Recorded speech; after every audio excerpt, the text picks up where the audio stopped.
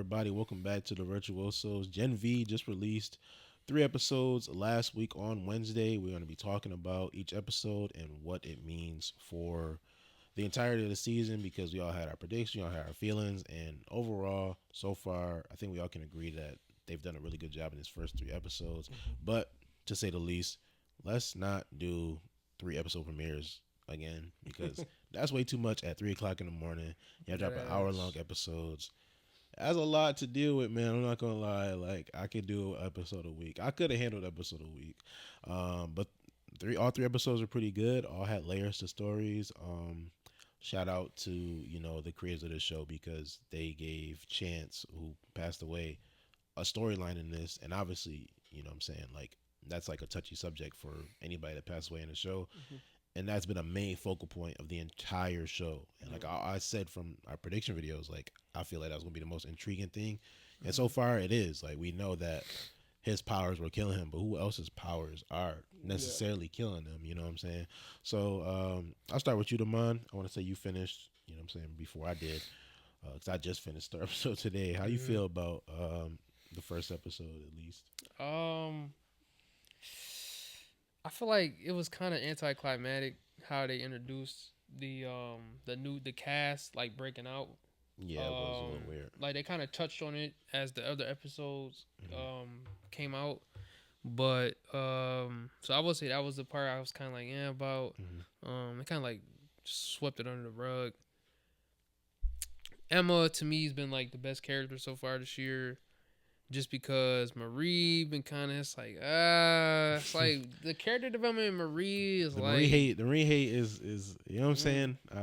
My thing is my only issue with what's going on in Gen V right now is that these characters have powers that they don't really know, like, their potential, and it seems like they don't care. But it's like, you got your back against the wall. The principal is dangerous.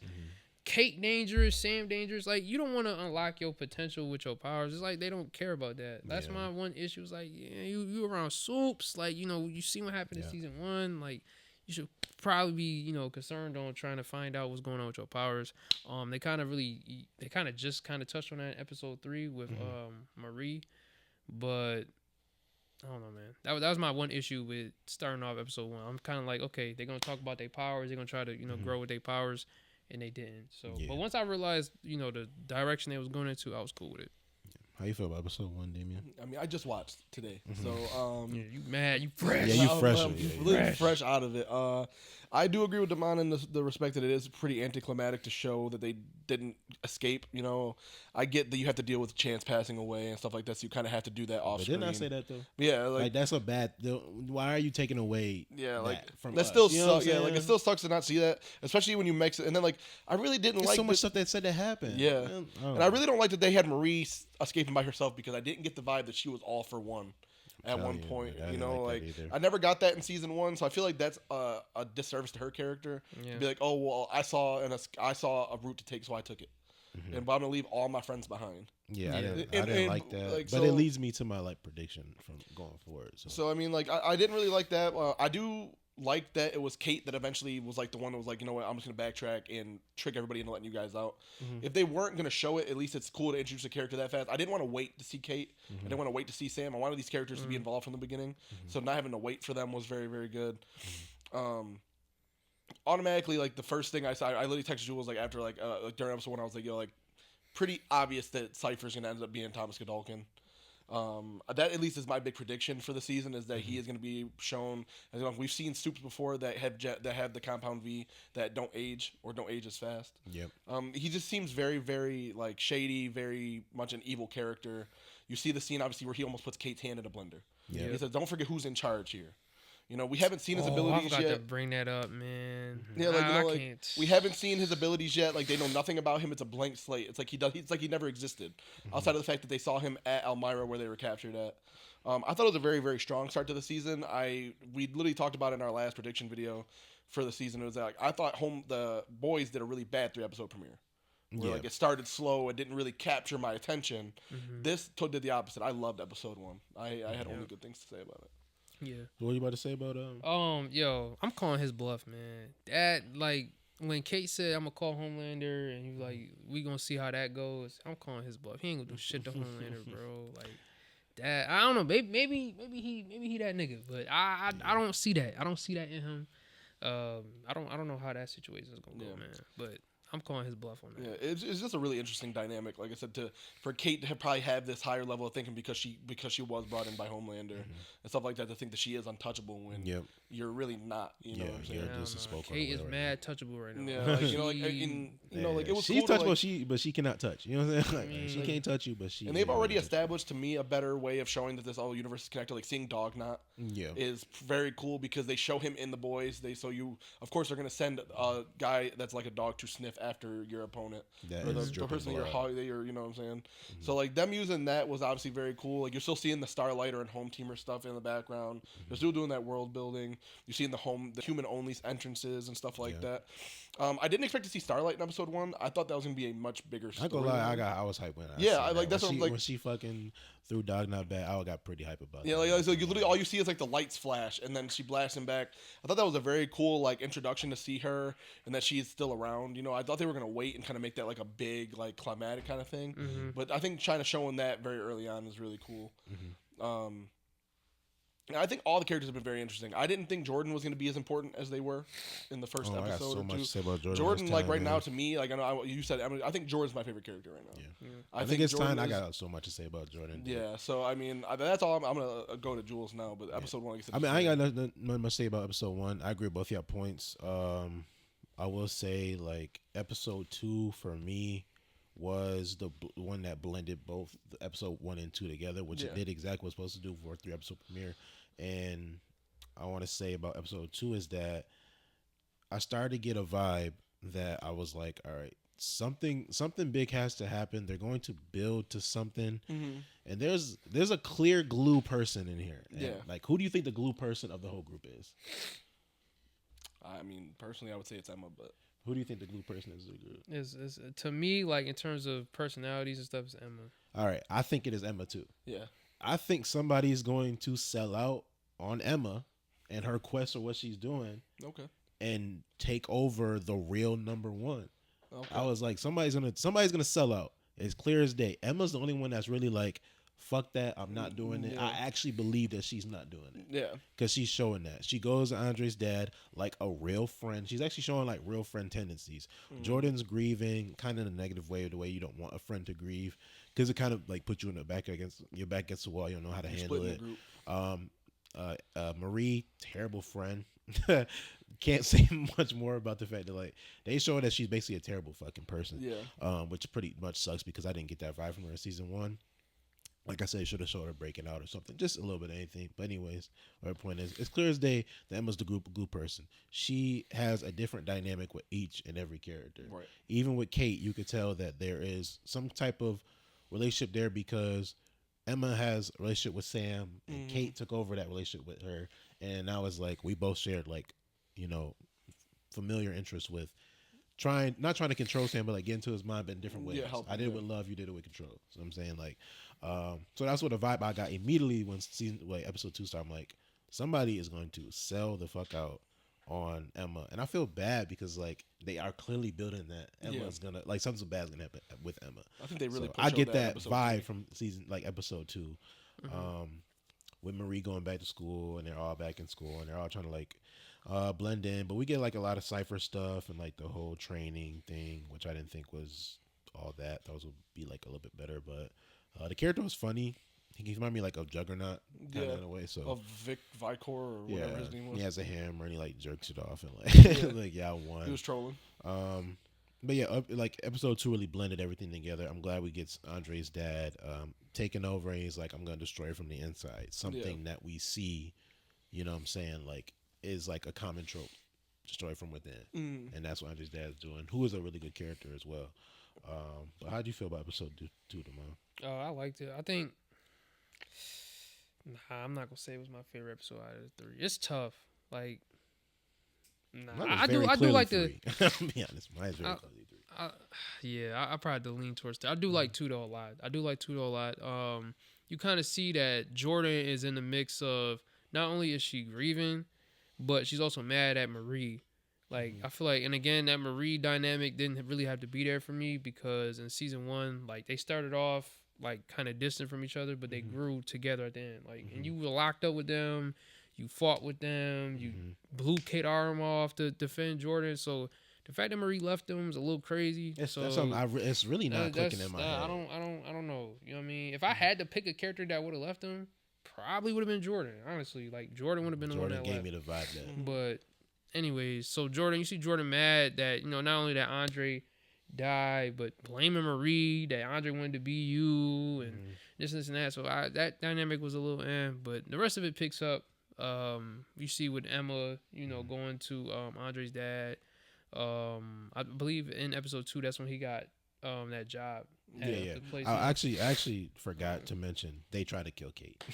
They did try to kill Kate in episode 1, which was the shock factor. Episode 1, like imagine leaving off on that in 1 week. Like, you know what I'm saying? It would have worked a lot better. Yeah, that would have worked a lot better. Yeah. But that does happen. Kate is thrown against the wall by Jordan. And she's in the hospital, and that's a big plot point. Did Kate attack them, or they she just said Marie. She just started going crazy. She told Marie to not. She said Marie don't let her touch her or whatever. And then when she went to go step forward, then Jordan blasted her dragged back. It. My thing is Jordan blasted her, and then she said, "Don't let her touch you." Yeah. Because she'll try to control you. And the whole point was that Kate was dragging it. She was like, "Don't tell. You got to tell Vaught. You got to tell them." Yeah, she was trying to tell them. She didn't want him to get in trouble. Starlight, and it's like, calm your ass down. Yeah, like, that ass. And it's like she read their mind, so it was like already like you can't. But a dynamic I was gonna talk about though is you see how Kate is like so connected to what's his name, Cypher. Yeah. He's so connected, like she's so connected to Vought, Homelander, Cypher. Sam is just like. I feel like still Sam is too unstable right now. Like he's just in his own. He's just there. He's just an attack dog. He's just the attack dog. They speak on that too. Kate, I feel like Kate is mentally getting fucked up by the whole situation. Like how Ashley was, how what's her name? The girl that was on the Bumblebee? Nah, okay. That was a crazy. the girl Starcracker or Firecracker. Yeah, Firecracker. Yeah, her. Like how these women are some shit. Yeah, some shit like that. How these women are in Vought or around Homelander and like they mentally get fucked up. I feel like that's the same route that Kate's going in. Yes. Like she's so connected to them, and now she got Cypher and Homelander and Vought. Like she got 3 different pulls, and then she's still trying to be a somewhat good friend to Marie and them. So she's pulled all over the place. Her dynamic is like crazy. Like I don't know if I want to root for her or not. But like you said, they attacked her in episode 1.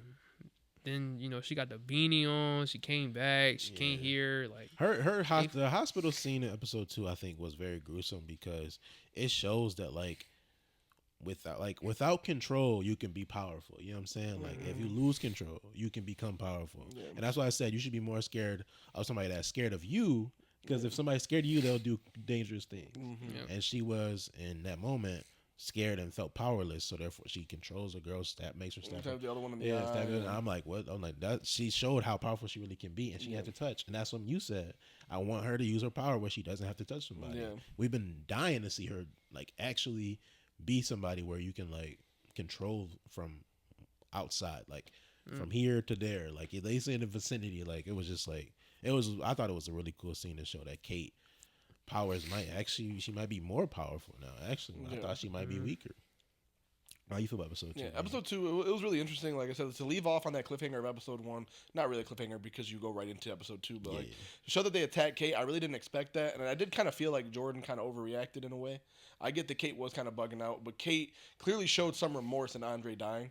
It clearly showed some different thing. I don't see her as like some double agent.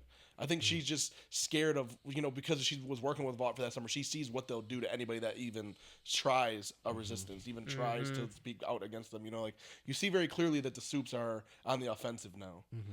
As far as if you want to hurt the Homelander regime or anything like that, there's no talking. It's a lot, hurt first, ask questions later.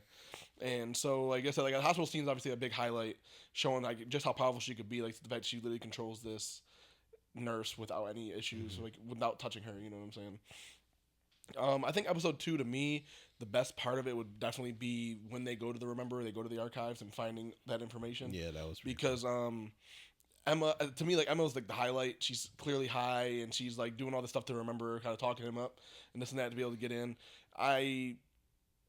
think the twist is kind of weak. Personally, I didn't really think that was going to be the big twist. Is that can we talk about because I had a prediction about Odessa and what it was going to be, and they kind of talk about episode 3, but I don't want to talk about episode 3 yet because like it's a lot of shit happens, but like before when they mentioned it episode 1, did you think it was going to be Marie? Nah. I personally thought it was the only reason I thought it was is because there was so much blood involved in the original scene. That's the only reason I did. I'm like, this is giving me Marie vibes. That like she's the main character, so she has to be Odessa. I was like, but the thing is, I'm like, it's like I don't think Odessa is just Marie. Yeah, I think it's her family. Yeah, I feel like there's the test more subject to it. that you can. They say something in the episode that I want to say, but like you can manufacture because she gets her power so late. You can manufacture how these because it shows you in the first scene how they're taking Compound V, and it fails. Yeah, so it's like how can we get humans to take Compound V? Can we slow the process? Can we like make them elaborate? Like Marie's childhood is so vague and like they talk about she killed her parents and all that. So I was just like, it's just weird to me that they just go with it in episode 2, like you're Odessa, and it's like it has to be more layers than just Marie. I almost kind of felt like it was like I agree with you in a way, but I think what my theory was with what Odessa is not even like Compound V, like where they slow the process down, but it's almost like you need a trigger response. It's kind of like how the X-Men are in mutants in the Marvel universe, where like your powers don't manifest until something traumatizing happens. Okay, to I like actually until something like bad happens say to that. you. Yes, like Marie's powers came when she got her period for the first time. For a young girl going through that, I would imagine it's very traumatizing to see yourself bleeding. So her parents coming and trying to help her, but she can't control herself. So I feel like that's what Odessa is trying to create basically these people but they don't respond unless something happens to them. You know what I'm saying? So they can go on and have normal. If she never had this traumatic event, then she would have had a normal life. Yeah. And I do think that Odessa will tie more into her sister. That is something we'll talk about for episode 3. Yeah, I do think that her sister's a lot more important than what they're letting on. But like to me, episode 2, like I said, I think it was cool, like seeing all that. Obviously, you get the callback to show that that Godolkin was also a Nazi because they did say like you see the Deep giving that whole frat boy speech about how in 1861 they started a thing and that was the only reason they did it was to stop the Northerners when it was very clearly because they were racist. Yep. So seeing like that whole kind of calling, obviously we already saw that this is the second person we saw that's important that's a Nazi, by the way. Stormfront, now we see Godolkin. Yep. Like, episode 2 was cool. To me, I think it was my least favorite episode, personally. Yeah, like it definitely... It didn't do anything crazy it was a glue episode, but it didn't it did bring in a lot of plot points. I think to me, the strongest part of episode 2, was them talking about Chance, or how Andre's character basically died a hero. Yeah, he didn't die like in some dumb off-screen way. He thought he could be a hero. He thought he could do what he was taught to do and raised to do, and help his friends escape. And he sacrificed himself to do it. He knew he could have died. Yeah. He knew that was a possibility, and he still did it anyways. To me, that's the strongest part of the episode. Yeah, is seeing that regardless of even though he knew he was sick, he was willing to do anything to help his friends escape, and it just didn't. The only thing I would say is I don't think Jordan Lee's delivery of it was as strong as it could have been better. It felt like I was like, is she trying to cry? Is she trying to be strong? I was like, I'm trying to get I was just like, is that it? Like, is you gonna keep going? Like, how you feel like you probably could have? I don't know because I thought she is stronger than most, you would think so. You know what I'm saying? But the way they show her abilities between each gender seems exactly. I don't know what. And I didn't mind honestly the whole Marie and Jordan getting together thing. I think it works. It works. It's not important. I don't think it's going to be that important. Maybe it will be as they flesh out the rest of the season. But I think at least it made sense. Like it didn't feel like they just threw it at us. Yeah. Like I think like their kind of turmoil they've had since they ran into each other again, and the whole Jordan blaming Marie thing, and Marie kind of like telling her like, "Yo, it's not my fault that he." It's really just grief. Yeah. It's just like being able to like find each other like that. I thought it was pretty cool too. So. All right, moving on to episode 3. Man, so much happened, and I don't want to like miss anything. So like, I'm just trying to really recall so much. So let me ask you a question, because they brought up Odessa and they said everybody was dead. So do y'all think Victoria Newman was a part of Odessa? It's based off the blood powers. The powers are similar, but it's like if they end up doing that, it's gonna end up being such a retcon thing because it's gonna be too much. I feel like you can't just go ahead and bring that back up. Like, maybe Stan Edgar will be a part of that. We saw him in the trailers. Like maybe that's what leads to that. He'll tell her about how she was. But we didn't get to see the clean records outside of just the fact that all the babies were deceased. And she also had a different name. That's the only thing I think to remember is that Victoria Newman's name was not Victoria Newman. Mm-hmm. So had they saw the files, they wouldn't have recognized her name anymore. Yep. So I feel like if anything, that'll be some big surprise down the line. Is like maybe like they both survived, but Newman was like the stronger of the two until obviously Butcher killed her. Yeah. So you can continue to mind how you felt about episode 3, actually based off of the whole Odessa thing and like how it progresses throughout the episode, and like we got the human in the beginning, like her storyline. Yeah, I forgot her. They get obviously Andre's dad and Emma like relationship is going stronger, and they're realizing like more like Andre checks on Emma. You get that. You get Jordan Lee, who is being pulled away from Marie in one direction while Marie's being pulled in another direction by Cypher. So you got everybody doing their own thing. So and then leading up to the final moment. So how you feel about episode 3? I loved episode 3. I just like you said, everybody can pull their own thing. There wasn't no like dull moments. Like I'm not really fucking with this scene. I just hope that they don't throw the whole Cypher, like who he really is, all at one time. Like I like the slow build of building up, how strong he is. I believe in that episode, Kate was walking out and she turned the corner and seen that basement, like the locked door or something in his house, and she was like, was that there? Because I believe they was in the house that Kate killed. That's where she killed the Shelly at. Yeah. So she looked. She was like, "Was that ever there before?" And then that's when he was behind. Like, you need help looking out. Oh yeah, so, the rug. Yeah, it looks like Dairy Queen. Something like he's so monotone that like he just changes the way you feel about the whole situation. Like, gives you that uneasy feeling. Like, yeah, that definitely wasn't there, but I need to just get out of here because he's about to snap my neck or some shit. Hopefully they continue to slow build up his character. The Marie situation with her aunt. I don't blame the aunt. I ain't gonna lie, man. Like, I can't sit here and act like yo, you did kill my sister at the end of the day. Like, yeah, it's very hard. It's very hard to forgive you. And obviously, my sister has her memory of her daughters. One of her daughters didn't do anything. You would try to protect that. So I don't blame the aunt really. But then again, I don't blame Marie either because Marie didn't ask for any of this. She was born with that. So I like that dynamic. Jordan Lee not really being told because I believe her dad or their dad don't love them. Like, I forgot the dynamic with their parents. They're trans. That was like the whole season 1. Yeah, their so parents the are whole just approved season. as Asian parents. So that's what I'm saying. So like Jordan Lee is not used to love. So when Marie says that, it kind of shakes them up the whole episode until they finally see each other at the end. I like the Sam and Jordan Lee dynamic too. Like, Sam is becoming more, he don't gotta do some crazy shit every episode. Like, he could be a chill character. You know what I mean? He don't gotta be on some wild shit every time. I still think he was on some wild shit the episode in the outside. I mean, he don't gotta be wild every time I see him though. But like you said with the Emma and polarity scenes was good too. The one part I will say though, the Emma chasing down the one person, the soup, and then they was talking about they was in the fucking She frustrated me bad there. Closet. They was in a closet, and then they was talking about they was going to fucking graffiti something. Like, yo, y'all are soups in the day. Like, graffiti. Like, we're not heroes. Like nigga.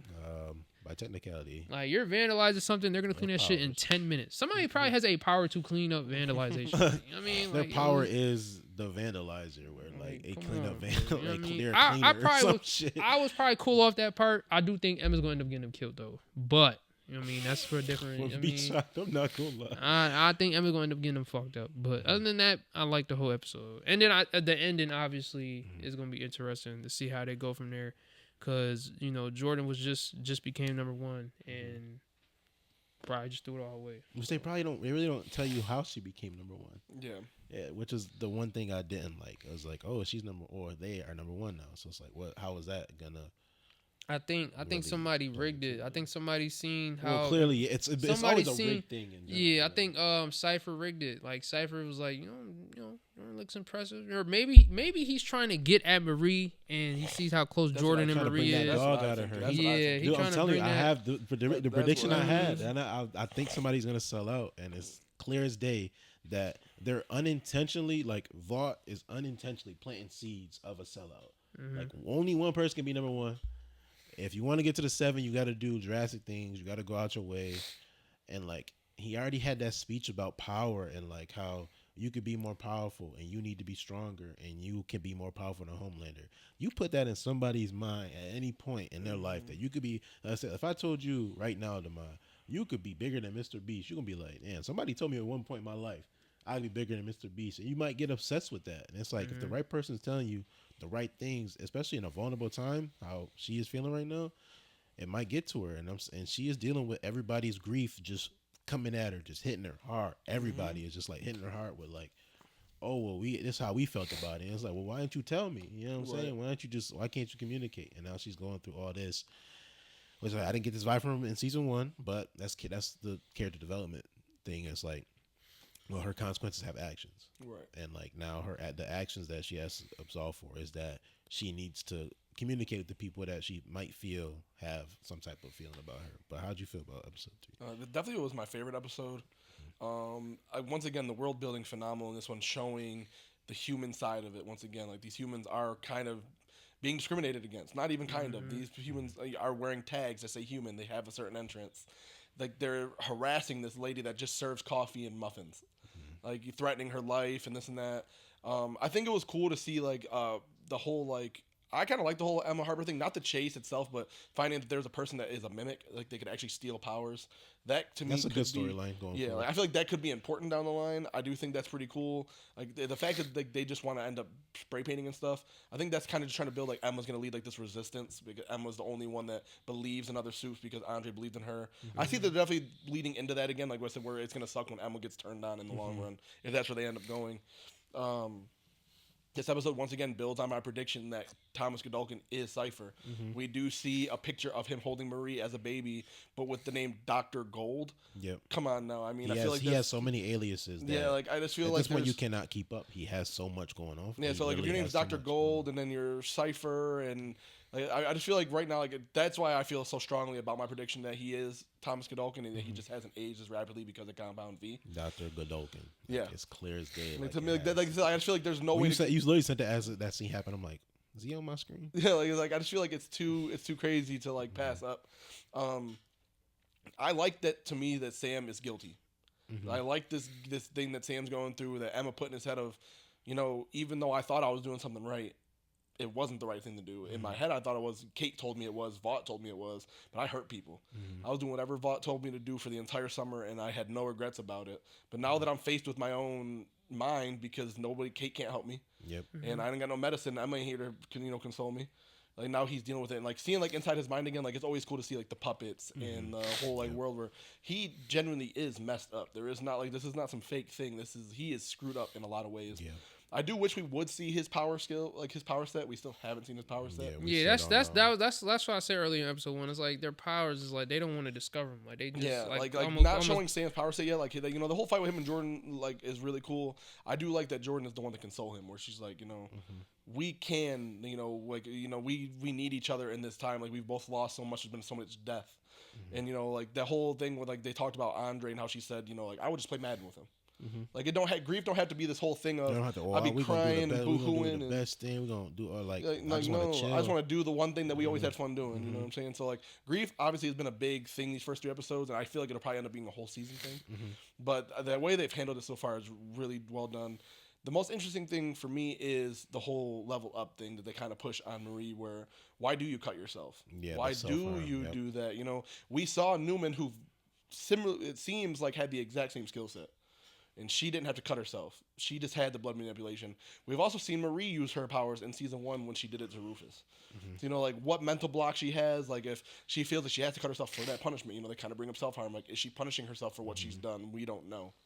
But that'll be really interesting to see. And any of the other characters, Emma's clearly doing it. Where we saw Emma did make herself big without any throwing up or whatever it was that she did to make herself big. I think throwing up makes her smaller. Yeah, throwing up, and she has to eat to get big. Yeah, so I mean, like we did see her do that without eating. So we're clearly heading towards a way where these people are learning to make their power sets better.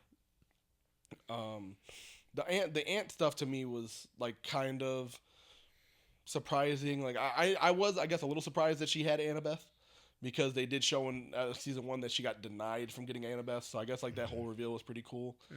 But I didn't like the whole monologue about her blaming Marie. I don't like that, to be honest. Like, I mean, at the end of the day, she was a 13-year-old girl. Like, I can see this is like a fully grown adult that did this. There's a 13-year-old girl that didn't know she had powers, that didn't know this was reality, because nobody at this time knew that Vought was injecting people like with, with superhero powers. You know, so. Like I felt like I really felt for Marie in that one. I feel like the fact that like her family basically shunned her, like she was literally ripped away from her sister because of that. Like I get it's a traumatic thing, and you were trying to protect one sister from the other one, but at the same time, like could you not have just communicated that? Could you not have found a way to keep them together? Like I couldn't imagine losing a sibling for your whole life and thinking that they were just gone. You know, Yeah. Even if you were scared of them. Yeah. So. That's what I'm saying. I felt both sides. 'Cause, like if I'm the aunt. Like and again, she kind of mentioned. Well, I don't know if she knew all the details. She just had the pictures of. Well, like, that's what I'm saying. Like, we just don't know. But like losing your sister because of her daughter, it's like you know what I'm saying. It's a tough thing to do. So maybe Annabeth is more important than we know, but we'll figure that out. Hopefully. I've been thinking that Annabeth was important as hell. I kind of simmered down a little bit after the episode that she is there. Yeah. Like I thought she went rogue as well, and I thought my original prediction was that Marie was gonna sell out to be with Annabeth. Right. That was gonna be my prediction. She was gonna sell out to be Annabeth in her mind, but realistically, she's selling out for Vought because they have her, doing whatever. But like my whole sellout thing was like somebody's gonna sell out, and then we get to like the Jordan Lee stuff, and it was like maybe the greatest number one yet. And like she's doing everything she's told, and I'm like, she's actually like they're actually selling out. They're actually gonna sell out. They're buying it. And then Jordan Lee turns into the girl for herself, because she says she's bi gender. Yeah. And she is like, Andre Anderson is dead, and I'm telling like my jaw literally dropped. I was like, this is who I thought Jordan Lee was. Right, She's exactly who I think she is. She's the strongest, I feel like, of all of them. She stands on everything she says, and she's a leader. She leads by example. And like, so when she's talking like that to the crowd, and I'm like, damn, she's going crazy. But that's the first thing she said. Usually you end off on something like that. Yeah, and then she was like, I'm the one that attacked Kate, or I'm the one that tried to kill Kate, whatever. And I'm like, wow, that like Jordan Lee is probably the best character ever at this point, that she just turned up like that. But also, I think her not consulting with Marie like that just plants more seeds. Yeah, it's that like they're like Marie is just like, I can't trust her. You're like, there's no way you still like, and then you throwing yourself under the bus. You think, but realistically, you throwing all of us under the bus. It just sucks to see like she clearly only, but to me like it sucks for their relationship because it's like you clearly only said I love you to me and all that because you were about to martyr yourself. And you were about to sacrifice yourself for all of us. That's the only reason you admitted those feelings. I'm sure it ties into the conversation she had with Sam about telling Andre like I would have said I love you, but it's like, damn, like to do all that and then like go out there and basically say like, hey, I attacked Kate. Like, you're gonna take the whole fall. We don't know what that means for you. That's what you're like calling somebody before you're about to. Yeah, no, that's what I'm saying. That's exactly what it is. Like, I'm so sure you do. It's your last moment. Yeah, like I said, and then for me to have to watch that, like I said, well, obviously we don't know the fallout because they do leave you on that cliffhanger. It's like, but I can only imagine what that's gonna mean. If they sent Dogknot to kill 3 humans because of Kate, so what the hell are they gonna do to a soup? Yeah, exactly. And who are they gonna send for a soup? Who are they gonna send for a soup? I think we know who they're gonna send for a soup. I think it's about time that we get Homelander back at this point because he's gonna know. He's been brought up that you tried to kill another soup and you actually did worse than what Marie did, and I don't know how that's going to play out with Marie and all that, but I still think there is a sellout in the group, and I think it has to be Marie at this point now. Yeah. She's slowly converting and doing everything that they want to do. Like when Jordan did it, it was like, I'm about to use to send a message. Emma refusing to do it, and Marie is like slowly creeping up to that. All right, I'll make the live streams. I'll do this. Yeah. And I'll do the training sessions just so I can get more information from Cypher. She's gotten 0 from Cypher. Yeah. Everybody, any person that's getting something from Cypher is Kate. Basically, she actually having a real conversation with him outside of a training facility. So Kate's kind of already into the mind of Cypher that he'll do anything to throw another soup under the bus because he said, like, let's call Homelander. Like, first of all, you spamming the calls to Homelander, you don't know what he gonna do to you if he see you. I don't know what kind of relationship y'all got going on. Since you basically the creator of Compound V, it seems like you seem like you're the top of the top. Yeah. Everybody knows you and respects you, but that does not limit you to not getting killed by Homelander. Like I'm very much in like the reason like I'm really big on Cypher being Thomas Godolkin too, because if he is Thomas Godolkin, then he would know what Odessa is. He would know that Marie is Odessa, and I don't think that Marie is like. I think Marie to him is a defense mechanism. I think it is in case of emergency thing. I think that is why he's pushing so hard against Marie, why he wants Marie to level up her powers, why he had Vicar go so hard to kill Marie. And when they even say, why is he targeting me? Why is he going so hard after you? That's the exact reason. I do think that this is Godolkin. I am 100% sure that he is trying to get Marie to jump her power level because he needs her for something. Yeah, I don't know if it's to take. Yeah, I just don't know. I don't know if it's to take over. I don't know. And that's why I think he's not scared of Homelander. Like personally, I think that's why he said, "Oh, go ahead, call Homelander. Let's see what happens." Like I do think that like he has an ace up his sleeve that we haven't quite seen yet, and I do think it's Marie. It's either Marie or it's Annabeth.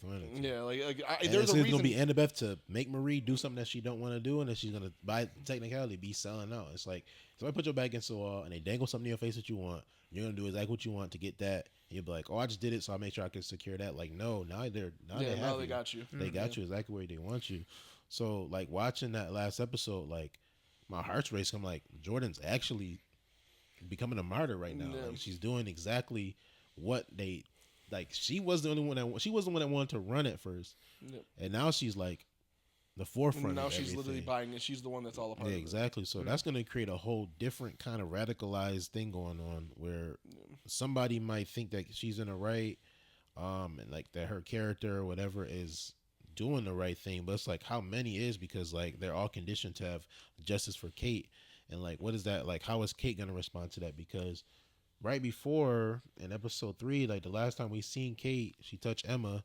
Emma was like, Jordan Lee did it. Like, I ain't do shit. Jordan Lee did it. And she but it's like she was under her control, so now she could say nothing. But it's like that was the last time we seen Kate have any kind of interaction. Yeah. And they're all in the crowd, and like that happens. It's like it's just so crazily like that was like a real cliffhanger. And right Kate there. said, and Kate was telling Cypher like, "Yo, they got to pay for this. Like Jordan Lee did this. Why are y'all protecting him? You know what I mean?" And like he was protecting her because he wanted to be that's their number one. Little did we know, and then like when they come to the speech, it's like might be the best number one yet, and I'm like, well, fuck Golden Boy. But I don't even think the number one is to join the 7 though. Number one. I don't think it's for Yeah, that. I think it's literally a rigged thing to put in people's mind that like you need to stab people in the back to get where you want to go. Like you need to be the top of the top. You gotta stab somebody. I don't even think Homelander. I don't even think he looking at this school, but I don't even think he care about bringing anybody into the 7. That 7 shit is dead. Them motherfuckers is at 5.5. Maybe not 4. Dead ass, low key. Black Noir. You know what I mean? Yeah, no, did you say that? It's just crazy, like how much they've done, and like that's like my main prediction. Like somebody is going to sell out. I feel like it has to be Marie. I was between her and Jordan. When Jordan got on that stage, I'm like, Jordan's selling out, and Jordan doesn't. I'm like, this is perfect. Like now, if Marie sells out, they have something to dang on her face. She's facing all this grief. She has all these emotions running high. Once her power levels up, though, it's just like I'm not sure if anybody can be able to control her, which I think is going to create like a good dynamic where, yeah, like I did sell out, but at the same time, like I can do a lot of stuff. I almost caused a heart attack for a really powerful hero. Right. Like I tried my best without even touching, without breaking. And what's going to happen if once I unlock? What's going to happen when I get mad enough? Yeah. And you know what I'm saying? So we'll see how everything goes with how they handle episode 4 and moving forward from that, because like I said, I think Homelander is going to make an appearance. It just makes so much sense. They keep name dropping him, and it's like he has to make an appearance. What he does, like I'm saying, is anybody's guess. But there's like Firecracker was in it, Starlight's in it. They're not in it long. You don't got to be in it long. It's the most connected to me that Gen V's felt to the boys. Like this feels like the exact same show to me. It literally feels. It feels so real right now. It's like I just can't believe this is where we're at. Like this is literally where we're at in this show. Where how far this universe has come. We're having so much character development, and it's only been a total of 11 episodes we watched this, and so much has happened.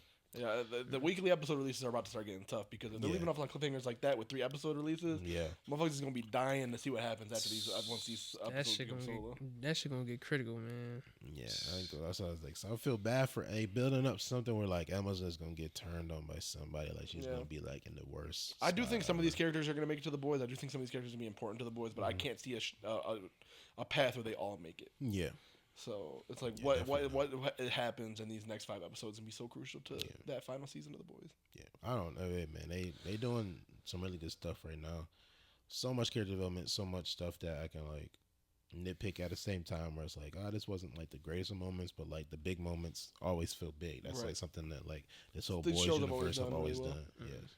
So, like I said, that's my main thing. Like Maria's gonna sell out, whether it's Annabelle being there, or like her and Emma are doing something that's like they come to her with like the only person that actually didn't get a deal to come back to school was Marie. She just came back on her own free will. Yeah, making that video. Her deal. Yeah. So we don't know what her real deal could have been. Yeah, like she might have got the best deal realistically. Jordan's deal might have been to show us like anything, you're gonna be a number one and you don't even know it. And Emma's might have been like, well, whatever. You could just come back to school and you can float around, don't do any classes, and just do whatever. Like we don't got a microscope on you. And it's crazy how everything ended up because like I said, like you don't see this in episode like in season 1. I'm sorry, and then now we're in season 2, and like all the characters have developed to a point where, I mean, hey, like shit, as the stakes are high now. Yeah, the stakes are the highest they felt watching the show for sure. It's been a while, man. Including the boys too. The stakes feel so much higher than anything I've felt in the boys in a long time because like something's gonna happen. I just feel like these characters are way more at risk than anybody in the boys ever were. Yep.